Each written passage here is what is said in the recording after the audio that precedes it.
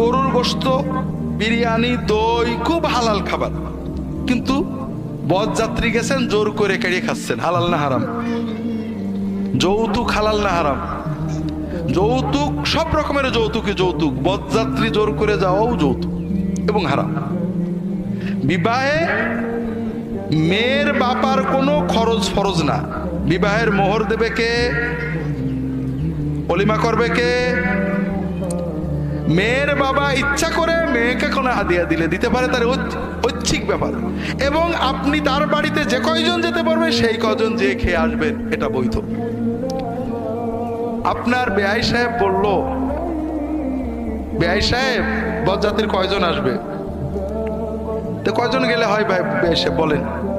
জনাব 50 আসুক। আপনি কি বললেন? যে বলেন কি বেয়াই সাহেব, আমার ছেলের অনেক বন্ধু বান্ধব, অনেক আত্মীয়, 50 জন গেলে তো একেবারে মান সম্মান সব চলে যাবে। কত যাবে? 100খানে তো যেতেই হবে। এরকম ঘটে না? ঘটে না? ঘটে, তাই না? আপনার ছেলের অনেক বন্ধু, অনেক আত্মীয়, এদের খাওয়ানোর দায়িত্ব কি আপনার পুত্রবধূর বাপের না আপনার?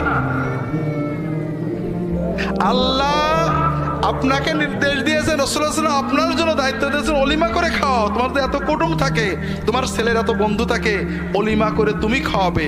তুমি আর একজনের উপরে ডাকাতি করতে পারবে না।